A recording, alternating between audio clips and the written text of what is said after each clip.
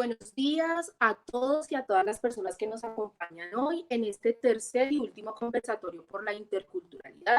Agradecerles su asistencia, agradecerle acompañarnos durante este recorrido donde diferentes conferencistas de la etnia afro, indígena y mestiza nos han ilustrado un poco sobre lo que necesitamos nosotros entender de la interculturalidad.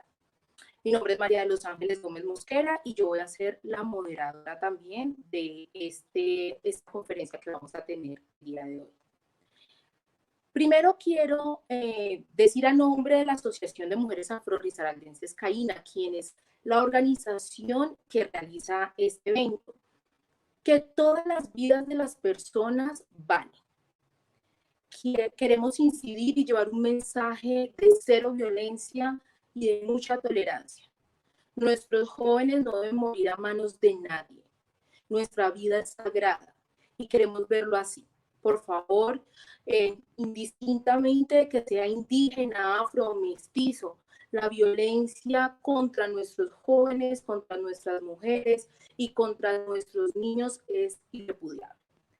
Siendo este el mensaje con el que abrimos este tercer conversatorio, queremos además que hoy conozcamos un poco de la interculturalidad en este contexto urbano, de cómo la etnoeducación es clave para orientar todos estos procesos que debemos llevar al interior de nuestras organizaciones.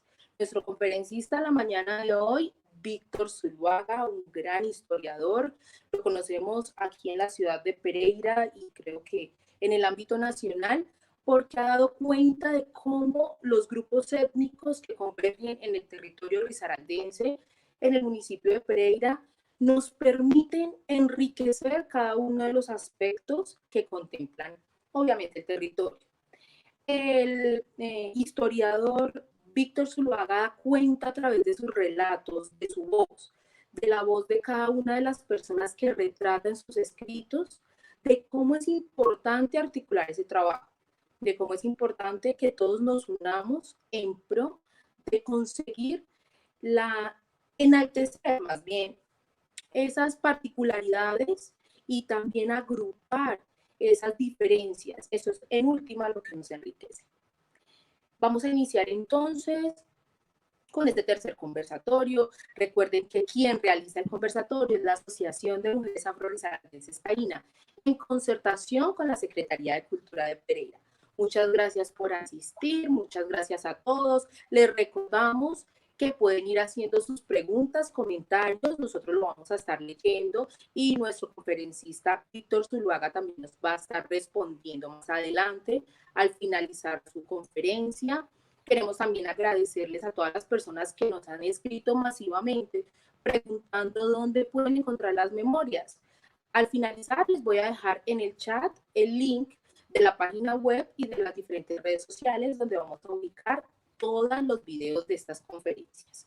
Muchas gracias a todos los asistentes, muchas gracias, doctor Víctor Zuluaga. Vamos a dar inicio a este tercer conversatorio que va a dar cuenta de la etnoeducación en todo el contexto urbano y cómo debemos tener en cuenta estos parámetros para poder resignificar lo que es la etnia, lo que es la cultura.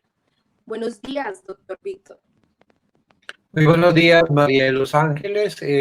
Muchísimas gracias por la invitación. Me siento complacido de poder hacer parte de estas reflexiones acerca de un tema que me parece que es muy importante en el campo educativo, en el campo de la salud también, todo un ámbito de aspectos de elementos que son importantes, repito, para poder conocer, para poder entender la cosmovisión de los distintos grupos que no solamente hay en la ciudad, sino en el departamento y en el país también, porque somos un país pluriétnico y pluricultural.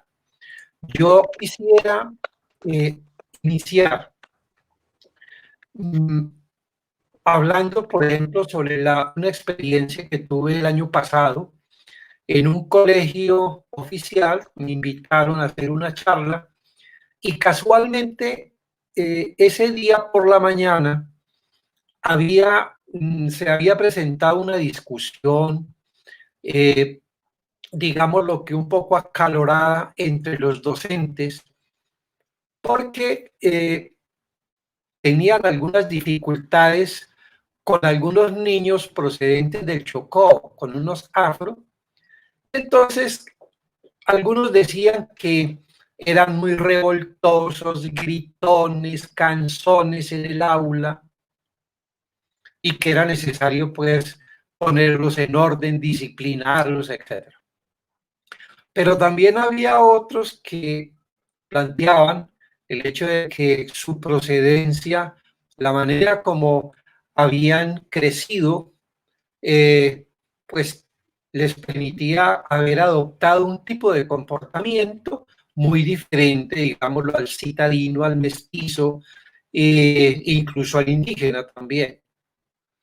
En fin, había distintas opiniones, pero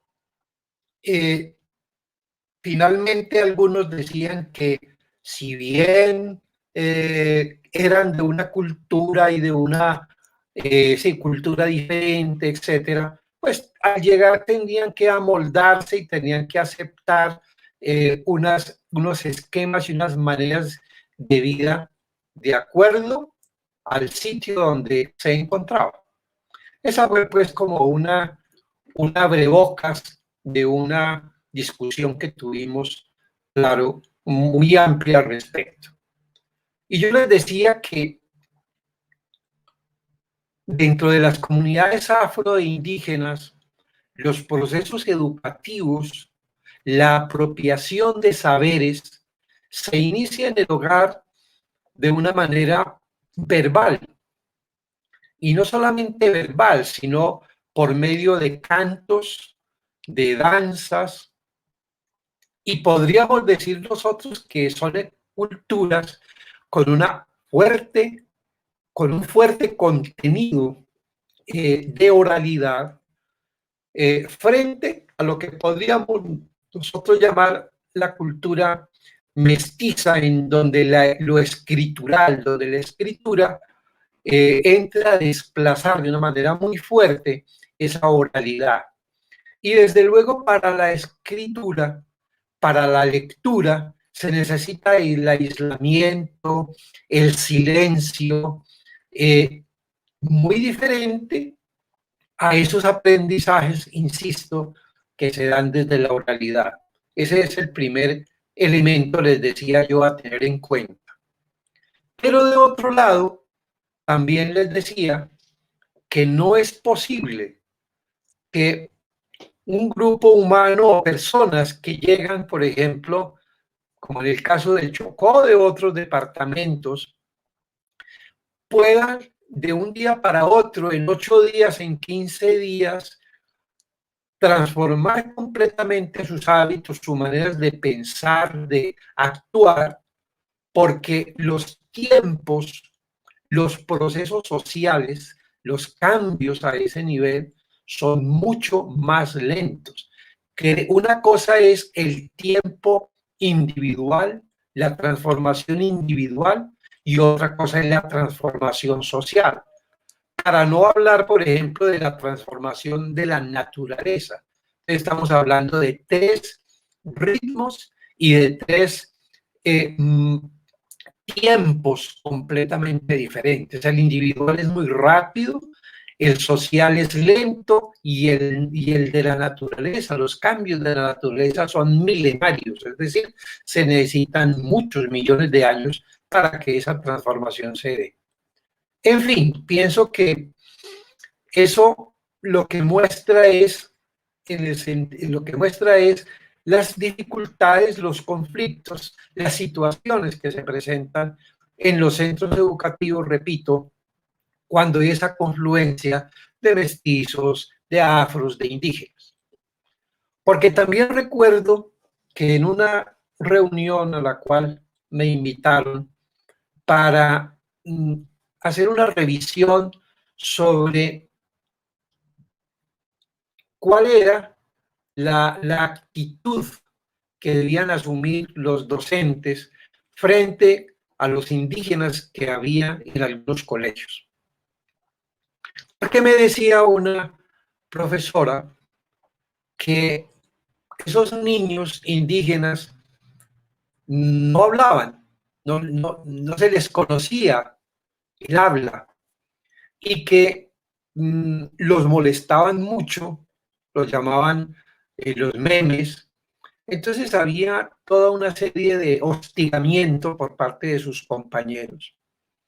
Y lo triste es que finalmente el maestro llamó a los papás y les dijo, mire, es mejor que el niño lo lleven a otro colegio porque aquí lo tienen lo tienen marginalizado, marginado, perdón, y es un niño que no está aprendiendo, que no está captando absolutamente nada. Entonces, les decía yo que hay también por parte del docente, de la parte educativa, unos vacíos gigantescos. Por ejemplo, entender que los indígenas en Vera, por ejemplo, utilizan un sistema matemático de agrupación de 5 en 5, no de 10 en 10, no es decimal. Entonces, las rupturas y los conflictos que se presentan y de los cuales fui testigo cuando visitaba algunas escuelas en donde había mestizos, indígenas, afros, era terrible, porque había todo un proceso de homogeneización y entonces se desconocía totalmente todos esos parámetros, repito, el campo de las matemáticas como tal. Entonces la pregunta que uno se hace es, bueno, ¿y eso por qué? Pues tenemos que remontarnos a la historia para poder entender y para poder responder a ese por qué. ¿Por qué se presentan esas situaciones de desconocimiento, tanto de la parte de la cultura afro como de la cultura indígena? Entonces recordemos que nosotros heredamos una cultura eurocéntrica. Los europeos, llámese griegos, romanos, españoles, consideraban que América era un territorio en obra negra que estaba apenas en proceso de desarrollo, tanto que van y le preguntan al pontífice de Roma si los habitantes de América, esos indios, eran seres humanos o no. Entonces, a partir de ese momento, se asume que son salvajes, que son incivilizados. ¿Por qué el término de incivilizado? Porque tanto los griegos como los romanos decían que la civilización, que la lógica, que la inteligencia solamente era posible desarrollarla en la ciudad, en las civitas. De manera que si había personas o grupos humanos que estaban ubicados fuera de la ciudad, eran incivilizados, es decir, no conocían la ciudad.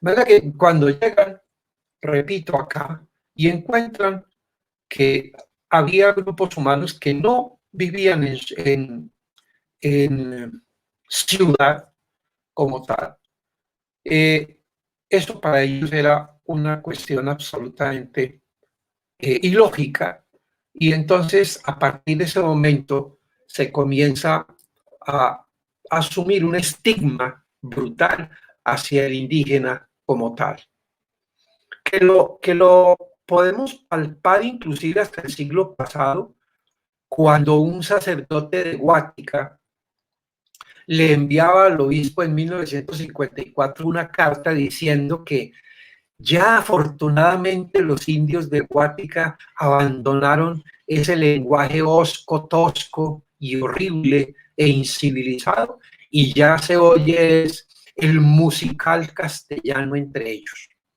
Esa era la manera como se borraba completamente su cultura, su lengua, y que, repito, lo podemos tener hasta hace muy poco tiempo dentro de esos procesos de evangelización, de adoctrinamiento y de educación como tal. Entonces, todo esto sumado al hecho de que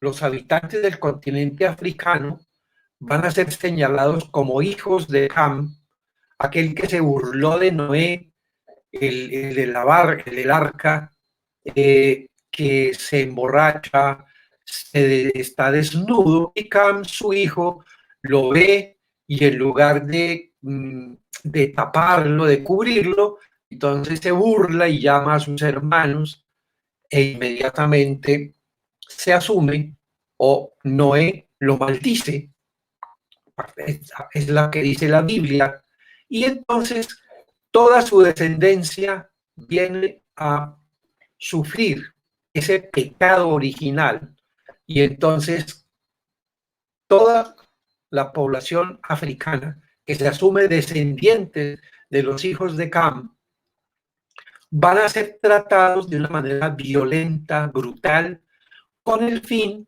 de que sufriendo puedan pagar todo ese pecado de su ancestro y poder lograr la vida eterna. De manera que esas dos estigmas, tanto del afro como del indígena, perpetúan durante mucho tiempo una situación en donde sencillamente se partía de la base que tenían que alcanzar, tenían que abandonar su cultura, su cosmovisión, esas infidelidades, porque eran infieles, eran politeístas, etcétera. Tenían que abandonar todas sus creencias y adoptar, obviamente, el cristianismo y adoptar también esa cosmovisión eurocéntrica que sigue pesando, que sigue teniendo una presencia significativa. ¿Por qué? Porque revisemos, por ejemplo, que a la altura de 1886 hubo una constitución que se aprobó, que duró muchísimo tiempo, desde 1886 hasta 1991, con algunas modificaciones, y la constitución del 86 en ningún punto aborda el tema indígena o el tema afro. Se asumía que todos éramos y teníamos la misma cosmovisión y éramos los mismos, que no había diferencia. Por esa razón, después de 1886, o sea, en 1890, el Congreso expide una ley, la Ley 89 de 1890, que textualmente dice en su introducción: ley por medio de la cual se regirán los salvajes que se vayan incorporando a la vida civilizada. De manera que allí con esto, esa sentencia de esa ley, que entre otras cosas sigue vigente, se le quitó el título, pero sigue vigente, con eso quedó claro que todos los procesos educativos tendrían que buscar homogeneizar, buscar que esos incivilizados, que esos grupos que no tenían esa cultura procedente de Europa, tuvieran que abandonar y tuvieran que llegar a ese punto de eurocentrismo que era lo obvio, lo deseable durante tanto tiempo. Esa es la Constitución de 1991, la que por primera vez entiende, pues porque hay participación incluso de grupos indígenas en ella, y entonces dice: Colombia es un país pluriétnico y pluricultural. Eso es un avance significativo, muy importante, pero no es suficiente. No es suficiente con entender que somos diversos. Porque si nos quedamos allí, simplemente yo me encuentro con un afro y le digo, tú eres diferente, yo soy diferente, y ya, y te respeto por tu diferencia. O lo mismo con el indígena. No, hace falta un proceso que es de interculturalidad. Y la interculturalidad lo que demanda también es todo un proceso de conocimiento del otro, del conocimiento de los otros. No basta con que yo diga soy diferente del indígena, sino por qué el indígena es diferente, cuáles son esos elementos que lo hacen diferente. Entonces, repito, esa interculturalidad debe avanzar en un proceso de conocimiento importante de lo que ha sido la historia, de lo que fue, es la historia de esos grupos étnicos, de lo que es la cosmovisión, y en donde definitivamente, si uno observa, por ejemplo, en el caso de los indígenas, cuál es su concepto en relación con los elementos éticos de comportamiento, vamos a encontrar que ya hay un abandono y un desconocimiento total de esos valores que en determinado momento fueron defendidos, sustentados por sus mayores. Y si miramos también en el campo, por ejemplo, de los afros, también no hay una memoria, por ejemplo, de lo que fueron países como Malí, grupos humanos como Malí, que eran mahometanos, ellos adoptaron la religión musulmana porque tenían un comercio importante con ellos, producían oro, tenían minas de oro en Malí y lo exportaban y por eso compraban seda a los árabes, compraban sal y otros productos, de manera que tenían un comercio muy activo, repito, entre Malí y Arabia. Los habitantes de Malí hablaban el mande, por eso lo llamaban acá los mandingas, porque hablaban mande. Pero incluso el rey había prohibido la introducción de mandingas a América porque como eran musulmanes, entonces podían generar todo un proceso hacia los indígenas de llevarles ese tipo de religión que estaba obviamente proscrita por la religión católica y por el imperio español.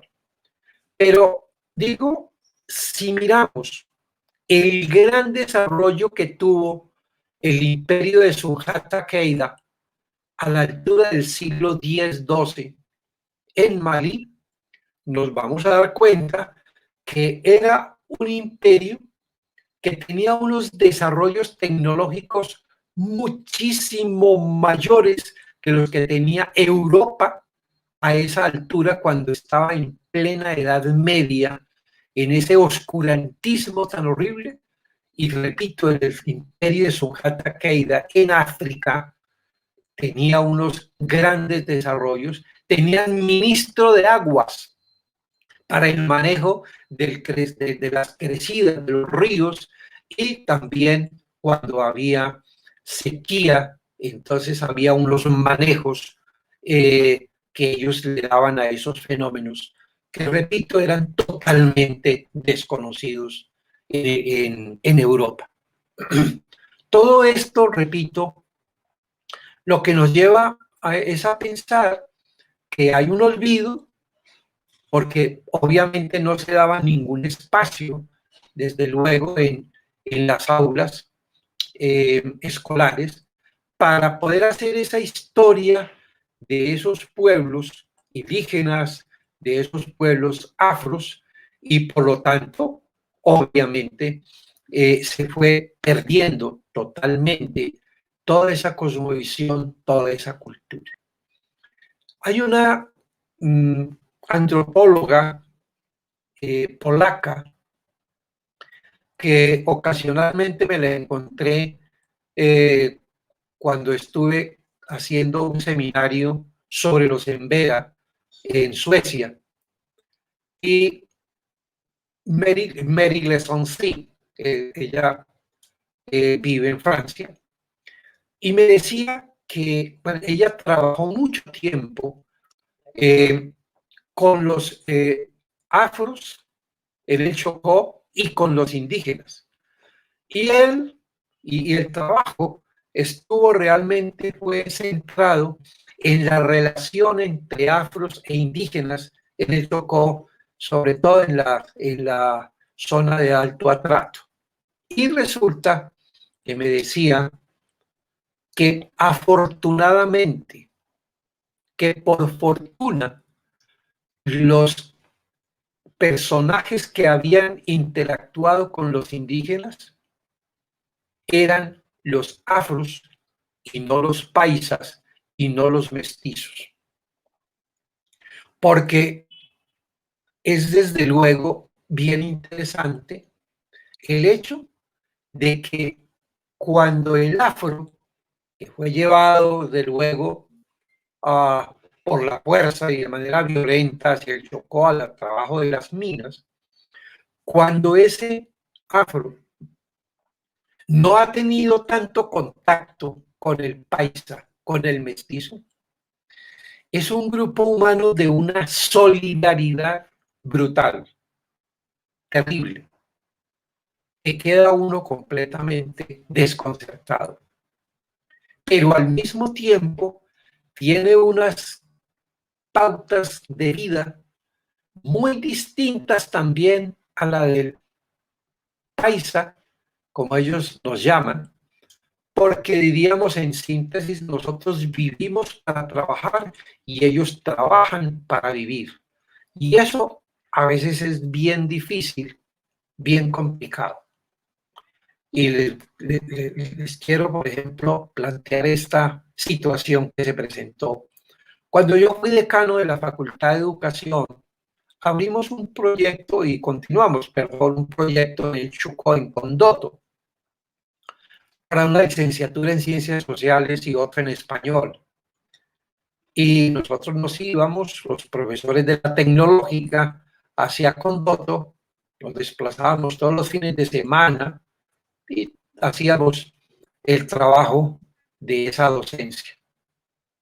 Pues, desde luego que en determinado momento le decía yo a un estudiante, por favor, defíname a un paisa. Y le cuento que esa definición del paisa me hizo que casi me escondiera debajo del escritorio de la vergüenza, de la pena. Me decía, un paisa es hablador, mentiroso, desleal, avaro, y cuando ya iba allí le dio suficiente ilustración al respecto. Y desafortunadamente, esa misma tarde, cuando fui a un sector donde estaban trabajando, extrayendo oro con retroexcavadoras, le pregunté, era una compañía minera de Medellín, y le dije yo al jefe de la cuadrilla, ¿cuánto lo sacan diario? Y me dijo, 6 libras, 8 diarias. Y le dije, o sea que al municipio de Condoto le deben quedar unas regalías importantes. Y se quedó mirándome con un aire de pobrecito o estúpido, y textualmente me dijo, ¿usted es que es huevón? No, que ese oro nosotros lo declaramos en Medellín para que la plata se vaya para allá, que la platica se vaya para allá. A estos negros ni mierda. Esa es una gráfica y una situación muy terrible, tenaz, que hay. Frente, por ejemplo, a la otra situación, cuando yo voy donde una señora que vive al frente de la sede de la universidad en Condoto y me dice, ¿usted quiere ver cómo nosotros barequeamos? Y yo, claro, me fui creyendo que nos íbamos a ir para el río Condoto, para alguna quebrada, a ver cómo hacía el barequeo. Y resulta que me dijo, no, no, es aquí mismo en el patio de la casa. Cogió su batea, echó arena y comenzó ahí con una totuma a echarle agua y todo eso. Y yo pues bostezando porque yo dije, pues para ver eso con la arena de aquí del patio de la casa, tiempo sobra. Cuando de pronto terminó, golpeó la batea y aparecieron 3 semicírculos, uno negro que era de agua pesada, arena pesada, otro amarillo y otro blanco, y me va diciendo Ligia, la señora me dice, esto es oro y esto es platino. Le dije yo, Ligia, usted vende tinto y pastelitos allí en la casa, en la puerta de la casa, teniendo oro y platino aquí en la huerta de su casa. Le digo, sí. Cuando la hija que está estudiando en Medellín me pide plata, entonces vengo y lavo y le mando. Cuando yo regresé a Pereira, le dije a un amigo, vea lo que me sucedió en Condoto, y me dijo, diga a esa vieja que nos vende esa casa y le metemos una retroexcavadora a a ese, a esa casa, pues a ese patio. Ahí estamos dibujados efectivamente esas maneras diferentes de asumir la vida desde el punto de vista económico, a que nosotros llamamos que el negro es perezoso, esa es la definición, y ellos, los paisas, son avaros, y efectivamente recordemos que con frecuencia se dice que es que hay que trabajar y trabajar y trabajar sin descanso.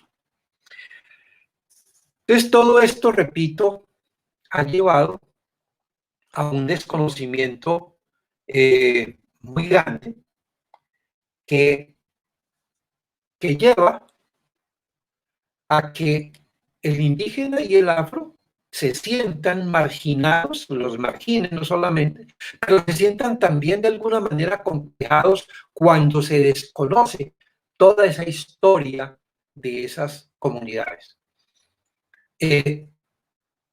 Los niños indígenas son callados y casi que no hablan para que no puedan detectar que ellos hablan el español de una manera diferente y entonces los califiquen como memes y haya todo un proceso de descalificación. Entonces, pienso yo que un factor importante tiene que ser con trabajo con los maestros, hacer todo un proceso de reciclaje con los maestros para que a partir de eso comience en la escuela, en el colegio, a conocerse y a valorarse por parte de esos afros indígenas y conocimiento por parte de los mestizos, repito, de esa cultura, de esa cosmovisión que es importante. En algún momento, una señora muy piadosa me decía, es que los indios no tienen ningún referente religioso ni ético en su comportamiento. Y le decía yo, qué pena señora, ojalá nosotros tuviéramos el referente ético que tienen los Embera Chamí. ¿Cómo así? ¿Por qué? Porque ellos dicen, creen que cuando una persona muere, ese corazón lo llevan en un botecito hasta la desembocadura del mar. Y allá en la desembocadura del mar hay una escalera de perlas de cristal y el corazón tiene que comenzar a ascender por esa escalera, pero como es de perlas de cristal, si el corazón pesa mucho, rompe los peldaños, cae y se vuelve un animal, se convierte en un animal. Un animal que tendrá las características de la persona que lo tuvo en vida. Será furioso, será manso, será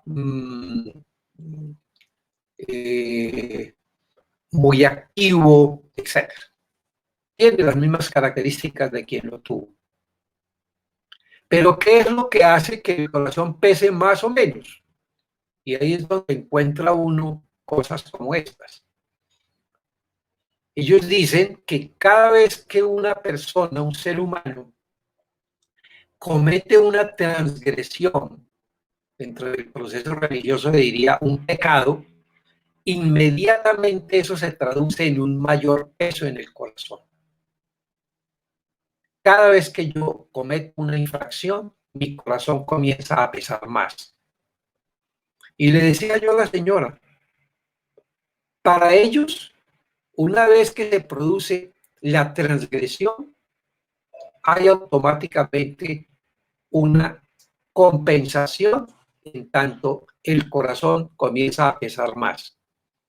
No es como en el caso de la doctrina cristiana, que dice que yo puedo ser corrupto toda la vida y si al final digo yo, perdón, Señor, perdón, entonces puedo salir, volar directamente a los cielos sin ningún castigo aterrador, porque finalmente Dios es supremamente piadoso, generoso, y si pido perdón, me perdona.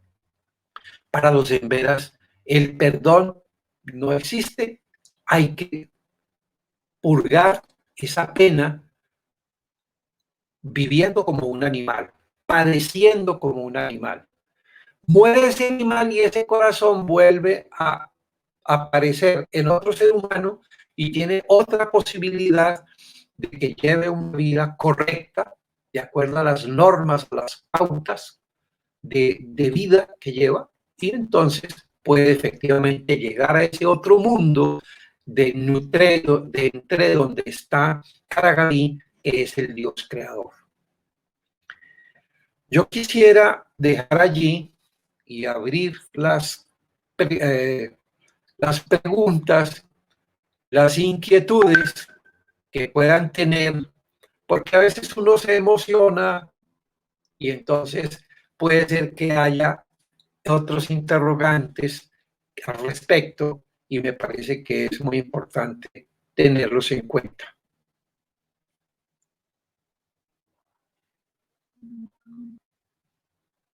Hola. María de los Ángeles. Sí, señor. ¿Me escucha? ¿Me escucha, doctor? Sí, ahora sí. Bueno, muy interesante. Muchas gracias. Su intervención realmente da cuenta de cómo esos imaginarios sociales que se tejen a lo largo del relacionamiento entre grupos étnicos están sujetos al pensamiento individual de muchos, pero se vuelven un colectivo. Muy interesante entender que hay que derribar esos imaginarios sociales. Está oyendo entrecortado. Ok, un segundo.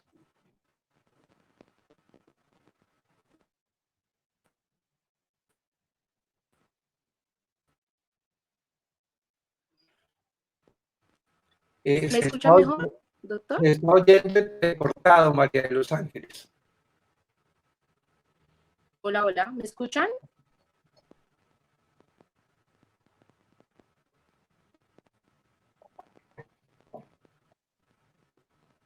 ¿Me confirman, por favor, si me escuchan? Sí, sí, te escuchamos, pero muy entrecortado. Bueno, entonces para la ronda de preguntas nos va a colaborar Juan Carlos. Juan Carlos. La pregunta es si alguien quiere hacer una intervención, una pregunta, que plantee algún tema o Sí, señor, ya Hola. Hemos habilitado el espacio de preguntas.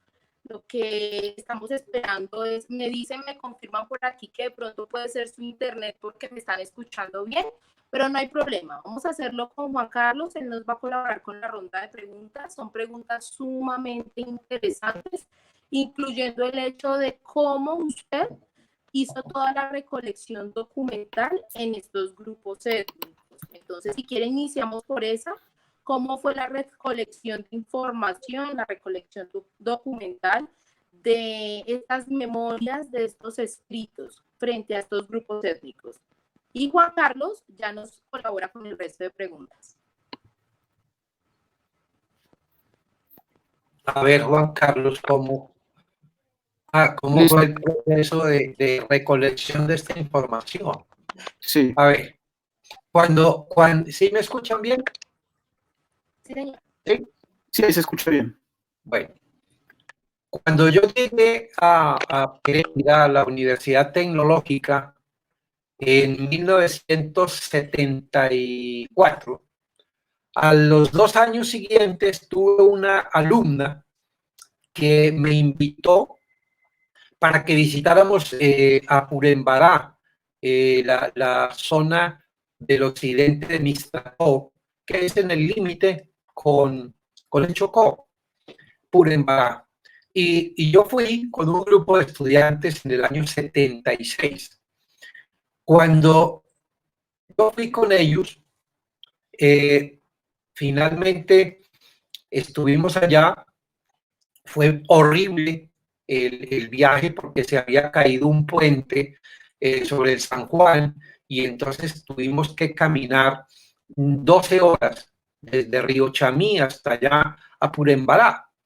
De manera que llegamos agotados, tuvimos que dormir en un corredor y finalmente cuando al otro día entramos al primer camping de indígenas, un indígena se me acercó con una hoja seca y me dijo: señor, usted que es racional, ¿por qué no me explica esta hoja por qué da un tinte tan,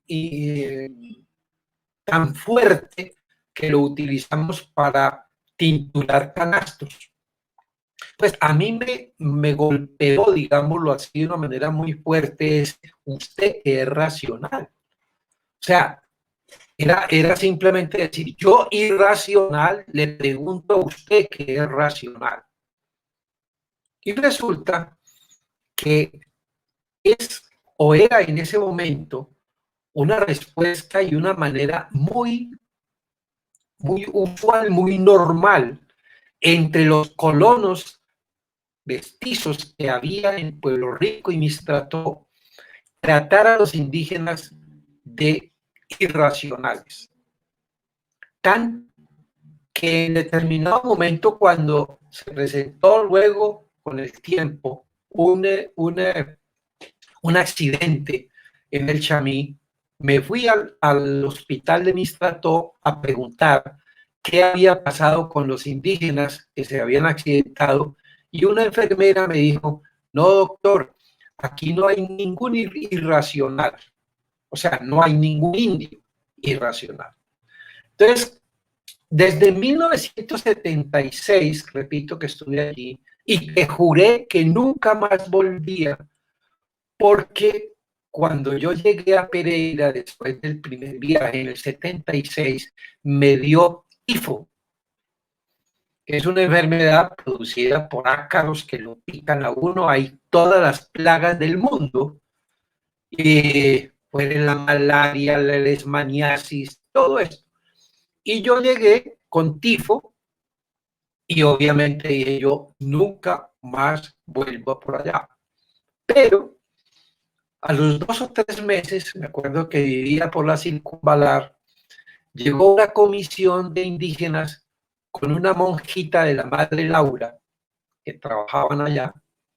Entraron a mi casa y me dijeron: señor, queremos pedirle el favor de que nos ayude a establecer, a esclarecer ¿por qué perdimos nosotros todas las tierras si nuestros abuelos decían que nosotros teníamos muchas tierras? Después de haber uno oído de un indígena que usted que es racional, yo que soy irracional, decirles que no, pues pienso que era una carga que no estaba dispuesto yo a realizar. Entonces, finalmente me dediqué a buscar en los archivos de Bogotá, de Popayán, de Cartago, de Pueblo Rico, de Tadó, de todas partes, tratando de establecer qué había pasado con esas tierras. Entonces, producto de eso era ir a Santa Cecilia, ir a Quibdó, ir a Tadó, ir al Chamí, ir a todas partes y entrar en contacto, obviamente, con los grupos, tanto de afros como de indígenas, ir y venir. Entre otras cosas, duré 10 años para lograr encontrar el documento que no estaba ni en Bogotá, ni en Popayán, ni en Cartago, ni en Tadó, sino en Río Sucio, Caldas, porque antiguamente había un municipio que era el municipio de Toro, que agrupaba varios municipios en la actualidad, cuya capital era Río Sucio. Ahí encontré que el 17 de diciembre de 1903, el gobierno de Popayán determinó que las tierras del Chamí fueran rematadas y las remataron en Río Sucio por 33.000 pesos, tierras que era todo Mistrató, todo Pueblo Rico y la mitad de Bagadó. Entonces, luego, por esa cercanía al Chocó, tuvimos el programa de las licenciaturas en Condoto, lo que me permitió estar de una manera permanente, por decirlo así. Me iba fines de semana, vacaciones, y poder entrevistar, obviamente, parteras, poder entrevistar maestros, poder observar todo lo que significaba ese proceso de minería también. Entonces, todo eso me permitió, insisto, tener unos elementos importantes de producto de esa etnografía que desarrollé durante más o menos 20 años. Bueno, aquí hay una pregunta de Javier Vanegas que dice, ¿la interculturalidad supone el autorreconocimiento como premisa al reconocimiento de los otros? Sin embargo, el autorreconocimiento del mestizo está debilitado por la vergüenza del propio mestizaje desde la visión eurocéntrica. ¿Habría que fortalecer el autorreconocimiento del mestizo para reconocer y respetar los otros grupos?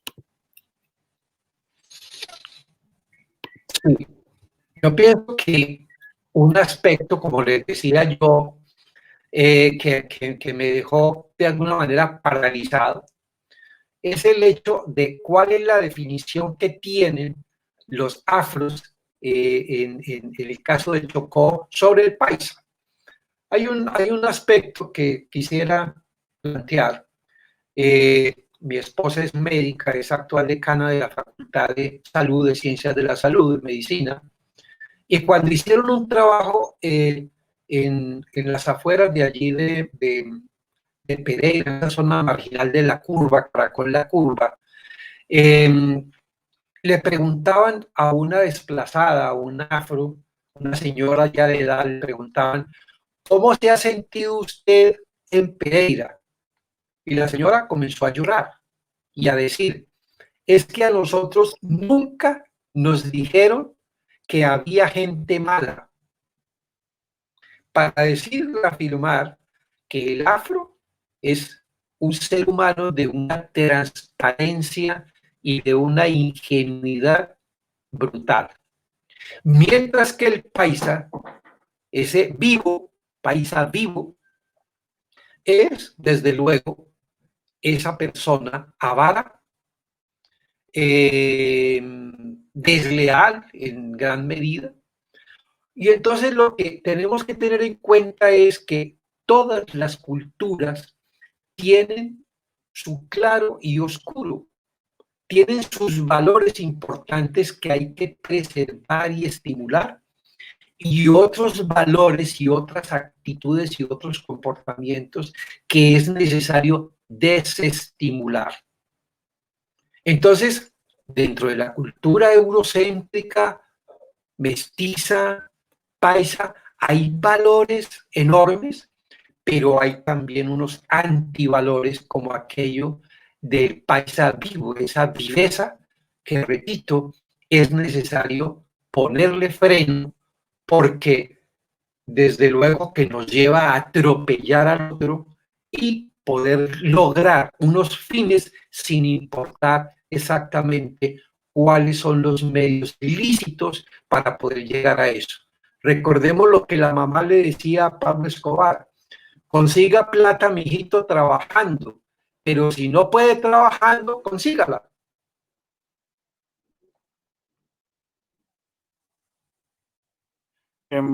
Listo. Aquí tenemos otra pregunta. La gente está súper activa mientras esperamos ahí solucionar esos problemitas técnicos que tenemos con el audio de María para hacer el cierre. Yolanda Nao pregunta, se está viendo ahí en la pantalla: ¿por qué los embera que se vienen a estudiar a Pereira pierden los derechos en la etnia embera? Bueno, esa es una pregunta bien interesante, porque en determinado momento un alcalde le decía yo que cuál era su posición frente a los pobladores indígenas. Dijo: no, yo voy a ser alcalde de Pereira, a mí no me interesa de otra parte los que lleguen. Entonces, frente a eso, lo que hay que mirar es, primero, que a la altura de 1986, el entonces INCORA creó un resguardo, dos resguardos, uno con 17.000 hectáreas y otro con 7.000, para un total de 25.000 hectáreas para la comunidad de Embera Chamí. Pero insisto, el territorio original de ellos, que fue otorgado por la corona española, regalado por la corona española, porque se asumía que ellos eran los dueños, en donde, repito, era todo Mistrató, todo Pueblo Rico y la mitad de Bagadó Chocó. Quedaron reducidos a 25.000 hectáreas. Pero lo grave es, primero, que hay conflicto armado, es decir, guerrilla, y entonces eso ha llevado a confrontaciones permanentes que producen, desde luego, salida de esa comunidad. Ya vieron, por ejemplo, lo que ocurrió con esas niñas que fueron violadas por esos miembros del ejército. Igualmente, por parte de la guerrilla se produce también el mismo efecto con las niñas allá en Embera, porque otra cosa es entender o conocer cuál es la topografía, cuál es la distribución que ellos tienen en su territorio. Son completamente dispersos, no tienen una concentración como tal en un pueblo o algo parecido. No, son totalmente dispersos, lo que hace muy difícil el control por parte de las autoridades allá, tanto de los indígenas como de las autoridades departamentales o nacionales. Primer problema, conflicto armado. El segundo problema, la minería ilegal que les contamina completamente los ríos. Y en tercer lugar, la tala de bosque, que es de una manera brutal. Entonces, tala de bosque, contaminación de ríos y conflicto armado hace que unos grupos que son tradicionalmente cazadores, pescadores y recolectores quedan completamente marginados para el acceso a la supervivencia y tienen que buscar entonces salida a la ciudad, salida a los núcleos urbanos, y entonces tenemos Apía, Santuario, Belén, Marsella, Pereira, en Armenia, cerca de Armenia también, o sea, por todas partes, diríamos nosotros, los Embera, allí en el caso de Viterbo también. cantidades de indígenas procedentes de Mistrato y de Pueblo Rico, repito, por esas condiciones de orden público y de tala de bosque. Listo, muy interesante. Seguimos con más preguntas. Vemos que la gente está súper activa y obviamente pues tienen mucha curiosidad sobre el tema. Yo también tengo una, pero pues me gustaría hacerla al final. Aquí Miriam Orduz pregunta, va a aparecer ahí en pantalla: después de la anterior presentación de hechos puntuales, la conquista española, América va inglesa, Norteamérica, ¿qué diferencias existieron entre unos y otros y qué aspectos fueron positivos en la conquista española? Bueno, si uno mira o compara lo que sucedió, digamos, en el caso de América del Norte. En el caso de América del Norte llegaron, o la gran mayoría de los que llegaron, eran de una religión distinta a la oficial de Inglaterra en ese momento. Me refiero, por ejemplo, a los cuáqueros, que eran distintos, a los luteranos, eran grupos que se apartaban completamente del anglicanismo y van a llegar a América del Norte. Y hay diversidad. Por ejemplo, en el caso de los cuáqueros no asumieron que llegando a Norteamérica las tierras podían asumirlas, tomarlas, sino que negociaron con la población indígena.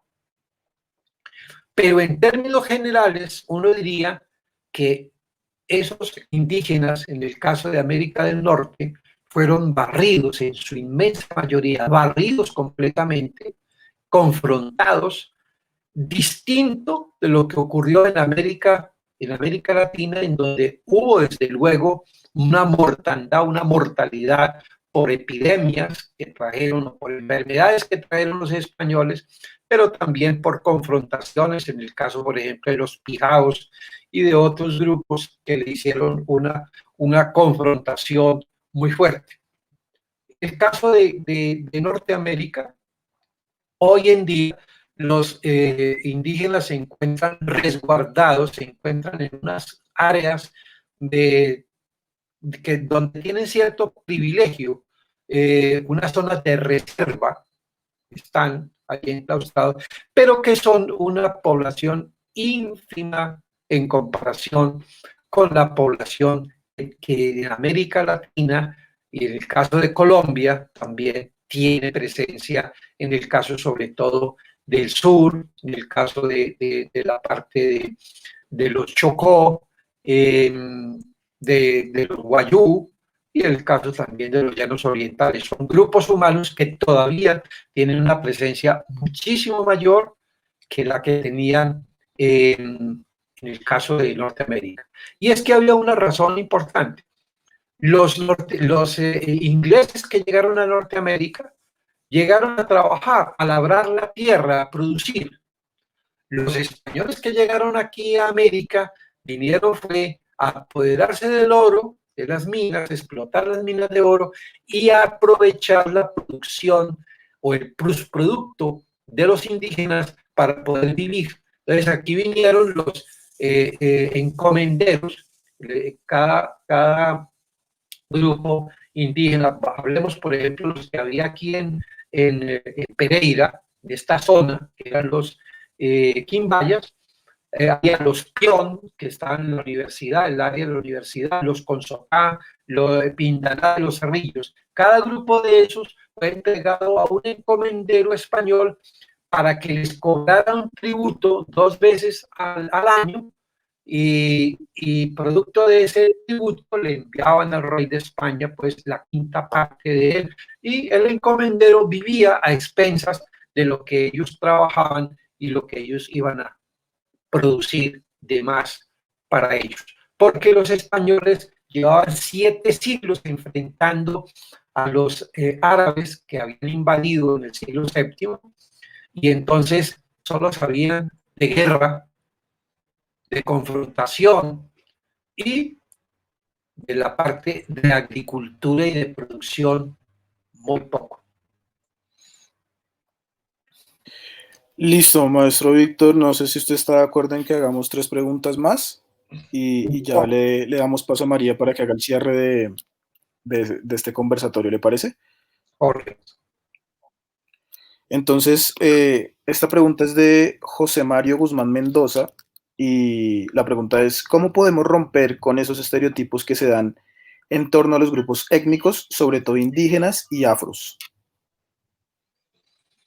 Sí, hay un factor que es importante y es el desconocimiento, la ignorancia que hay alrededor de lo que fue la historia propiamente de estos grupos humanos. Cuando uno mira el Chocó, que es un departamento que lo consideran atrasado en gran medida, pues lo que hay que observar observar y analizar es por qué razón ese grupo humano que fue traído por la fuerza de su continente africano, llevado allí a trabajar, durante centenares de años estuvieron trabajando y fueron obligados a trabajar y estuvieron completamente marginados de los procesos educativos que se le permitían al mestizo o al europeo. Cuando uno va a Andagoya y visita lo que era el sitio donde vivían los miembros de la Gold Mining Company, extranjeros y nacionales de ingenieros, eso era un, un sitio de unas comodidades brutales. Era trasladar casi que un poblado europeo allí en Nagoya. Pero cuando uno sale de ese sitio y comienza a mirar las escuelas de los afros y las casas, eso es de una desigualdad brutal. Entonces, ese marginamiento, desde luego que llevó a que es un grupo humano que no tuvo la posibilidad de acceder a conocer no solamente su historia, sino a poder estar al tanto desde el punto de vista de desarrollos tecnológicos como tal. Esa ignorancia es necesario comenzar a remediarla. Nuestra historia debe incluir como elementos importantes esos elementos de esos antecedentes indígenas y afros. ¿Cómo es posible que en el caso de la historia de Pereira se omita que hubo un grupo humano en Pindaná de los Cerrillos y que en el momento de ser fundada Pereira estaba todavía presente esa comunidad indígena allí y que participó en los procesos de guerra de independencia? Entonces, todos esos elementos, o por ejemplo, los grupos de esclavos que trabajaron en la salina de Consotá, todos esos elementos, repito, son ignorados, no son tenidos en cuenta y esto hace que finalmente entonces solamente conozcamos la historia del mestizo, la historia de ese descendiente del europeo. Listo. Aquí Miriam Morduz, que había hecho una pregunta hace un rato, pues está pidiendo que leamos el primer comentario, que es, dice, excelente exposición. Es importante recordar que fueron las cartas papales de Roma las que dieron el aval al reinado español para la conquista de las Indias y su condición no negociable era rescatar a los indios hacia la religión católica, apostólica y romana. De esa manera podían tener alma. España estaba en proceso de independización de los moros 8 siglos y sabía que esa represión, que era represión, hambre, pobreza. Fueron las Américas las que dieron el respaldazo final para la independencia final. Ese fue un comentario que hace Miriam Orduz, que hizo también una pregunta y pues que pidió amablemente que leyéramos el primer comentario que hizo antes de continuar con las últimas 2 preguntas para el maestro Víctor Zuluaga. No sé usted qué pensamiento tiene al respecto.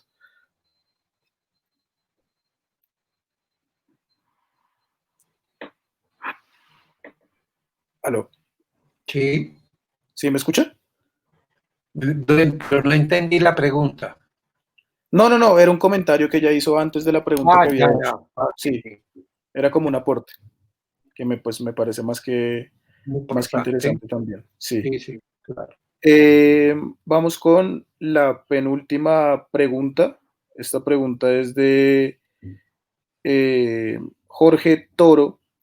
La pregunta dice, ahí está en pantalla, ¿cuál es la postura sobre la interculturalidad que tiene el profesor Víctor Zuluaga? Y según sus anécdotas y experiencias, ¿cómo cree él que se da la etnoeducación urbana en Pereira en la actualidad? Pues yo pienso que un proceso de la interculturalidad, es un proceso que apenas se está despegando y que se necesita desde luego mucho mayor refuerzo. ¿Por qué?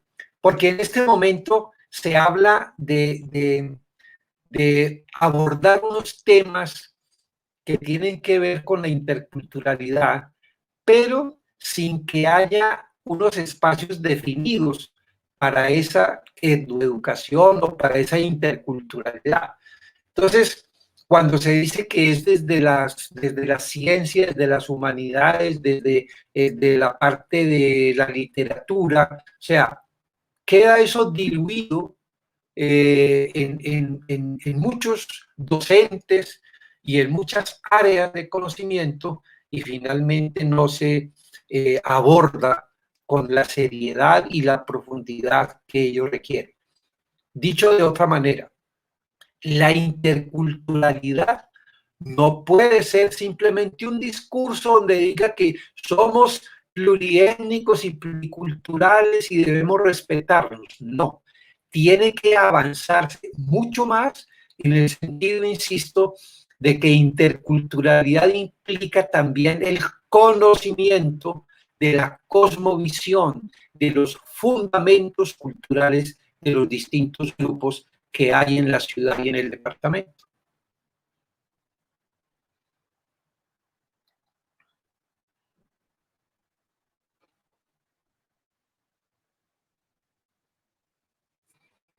Estaba apagado el micrófono, qué pena con ustedes.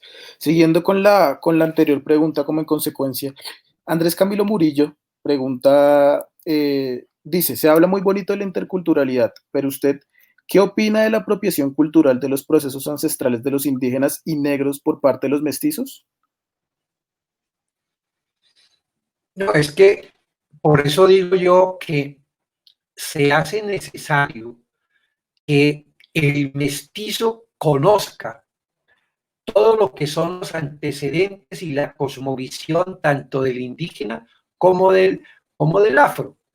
No se trata pues de hablar solamente de la cosmovisión de un grupo hegemónico, sino que es necesario poner sobre la mesa todas las cosmovisiones que hay, con un elemento que, insisto, es muy importante.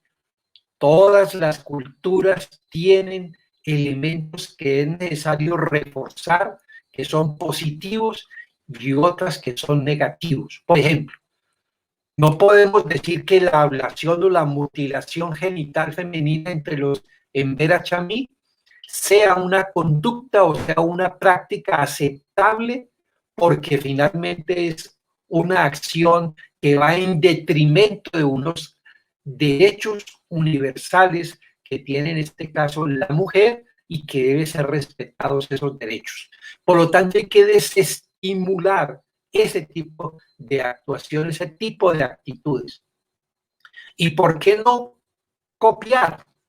¿Por qué no tomar por parte de los afros, por ejemplo, el aspecto de lo que es la solidaridad, que es uno de los elementos donde uno puede palparlo completamente cuando está presente en algunas de las poblaciones de Chocó, de predominancia de los afros, donde repito, la solidaridad es un elemento que desafortunadamente nosotros los mestizos hemos abandonado de una manera muy grande por aquello de la viveza, que es necesario también declararle la guerra. ¿Puedo hablar? Listo, súper interesante. Vamos a ver si ya nos logramos conectar con María para dar el cierre. María, ¿estás ahí? Aquí estoy. muy pendiente, escuchando al maestro Víctor Zuluaga, cómo esas respuestas dan cuenta de una experiencia muy marcada en el tema de la interculturalidad. No se le entiende. Señor. No le Sí, no, entendí. yo también te escucho entrecortado. ¿Sí? Bueno, entonces, para hacer cierre, porque estamos presentando problemas técnicos, recuerden que esto hace parte de la virtualidad, de ese campo de la presencialidad de la virtualidad. Quiero agradecerles a todos y a todas por conectarse hoy con nosotros a este tercer y último conversatorio por la interculturalidad. Estoy un poquito bloqueado. Por favor, pendientes a nuestras redes sociales, que vamos a publicar los 3 conversatorios para que hagan seguimiento de los mismos. El próximo sábado, o sea, mañana 17 de octubre, vamos a tener los ritos ancestrales. Les vamos a hacer llegar el flyer con toda la información para que se conecten a los ritos ancestrales. También, por favor, recordemos, la movilización es la salida, organizarnos como grupos étnicos también, puedo ir. esa postura que tiene Goyo y diferentes personalidades afro frente a la violencia. Nuestros jóvenes afro nos importan, nuestros jóvenes mestizos nos importan, nuestros jóvenes indígenas nos importan. Entonces el llamado es a la cero violencia y a más tolerancia. Bajo ningún ámbito podemos permitir estos tipos de situaciones que generan violencia. Muy conectados y pendientes a toda la programación que este evento de la interculturalidad tiene para ustedes, pendientes de la Asociación de Mujeres Afrocaínas, que en concertación con la Secretaría de Cultura va a desarrollar una programación exquisita que los va a dejar con las expectativas muy arriba, porque tenemos de todo tipo de actividades para ustedes. Muchas gracias por su asistencia y nos vemos mañana a las 3 de la tarde en el Rito Ancestral Afro. Muchas gracias.